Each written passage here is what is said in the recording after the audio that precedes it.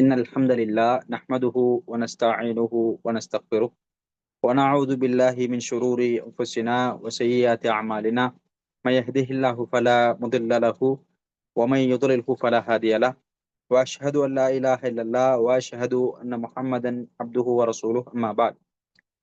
அன்புக்குரிய சகோதரர்களே, அல்லாஹ்வுடைய நல்லடியார்களே, அல்ஹம்துலில்லாஹ், அல்லாஹுடைய ஏற்பாட்டின் பிரகாரம் நாங்கள் வாராந்தம் வெள்ளிக்கிழமை நாட்களில் உத்தம சஹாபாக்கள் என்ற தொடரிலே ஒரு சில சஹாபாக்களை தொடராக பார்த்திருக்கின்றோம்.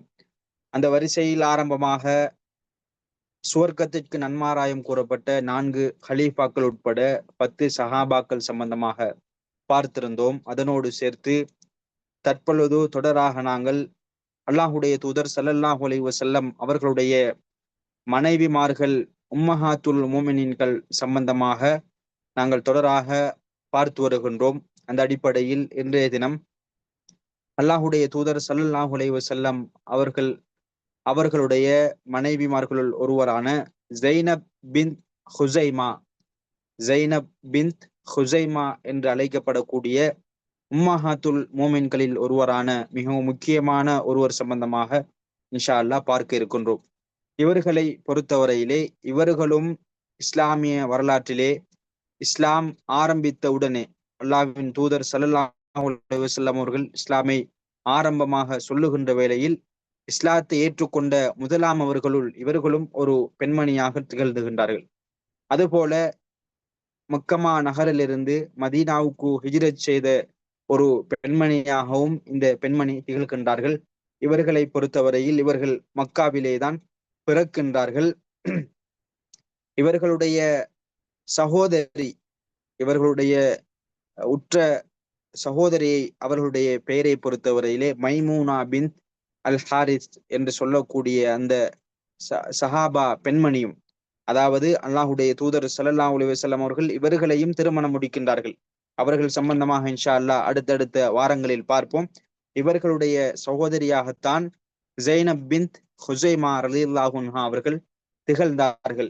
இவர்களை பொறுத்தவரையிலே இவர்கள் மிகவும் கண்ணியமான, பத்தினித்தனமான, நல்லதொரு குடும்ப பின்னணியை கொண்ட, நல்ல குணாதிசயங்களை கொண்ட, இன்னும் அதிகமாக கொடை வழங்குகின்ற, ஏழைகளோடு நல்ல முறையிலே ஒன்றித்து வாழுகின்ற, ஏழைகளை சந்தோஷப்படுத்துகின்ற, அவர்களுக்கு அல்லாஹுடைய பாதையிலே செலவு செய்கின்ற மிகவும் உன்னதமான பணிகளிலே இவர்கள் ஈடுபடக்கூடியவர்களாக, அவ்வாறான பண்புகளை கொண்டவர்களாக காணப்பட்டார்கள்.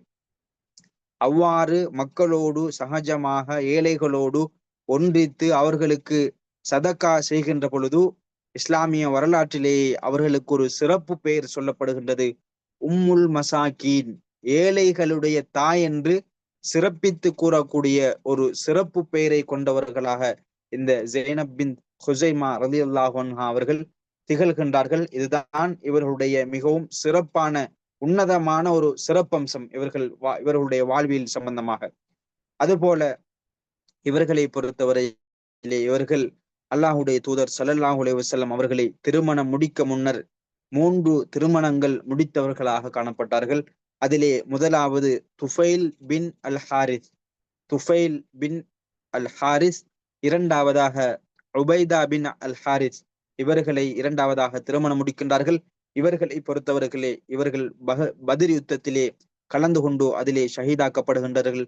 மூன்றாவதாக அப்துல்லா பின் ஜஹஸ் என்று சொல்லக்கூடிய நபித்தோழரையும் திருமணம் முடிக்கின்றார்கள். அவர்களும் பத்ர் போருக்கு அடுத்ததாக ஹிஜ்ரி 3ஆம் ஆண்டு நடைபெற்ற உஹது போரிலே இவர்களும் கலந்து கொண்டு ஷஹீதாக்கப்படுகின்றார்கள்.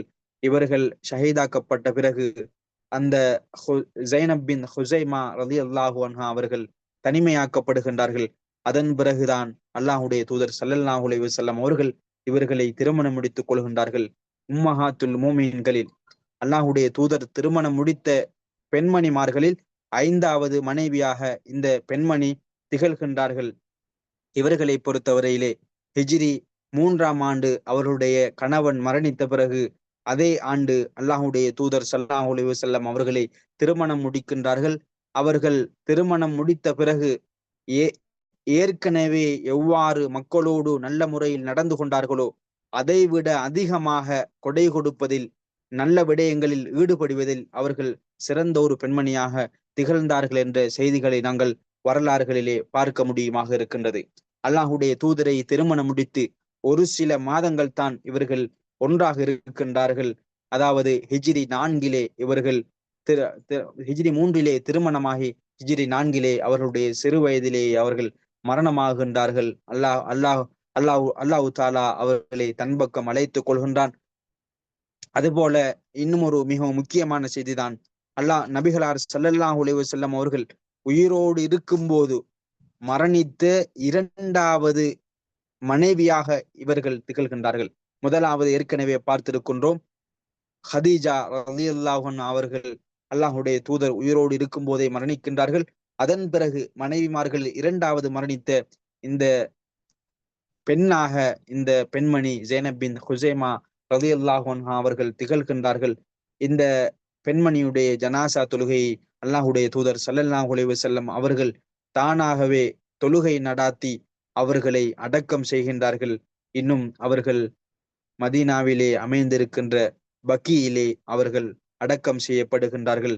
அந்த மக்பரத்து பக்கியில் அடக்கம் செய்யப்படுகின்ற உம்மஹாத்துல் மூமின்களில் முதலாவது நபராக இந்த பெண்மணிதான் திகழ்கின்றார்கள் என்ற சிறப்பம்சங்களை இவர்கள் உள்ளடக்கி இருக்கின்றார்கள். எனவே அன்புக்குரிய அல்லாஹ்வின் நல்லடியார்களே, சகோதர சகோதரிகளே, ஜைனப் பின் ஹுசைமா அவர்கள் சம்பந்தமாக, ரலியல்லாஹு அன்ஹா அவர்கள் சம்பந்தமான இது சுருக்கமான குறிப்பேடு.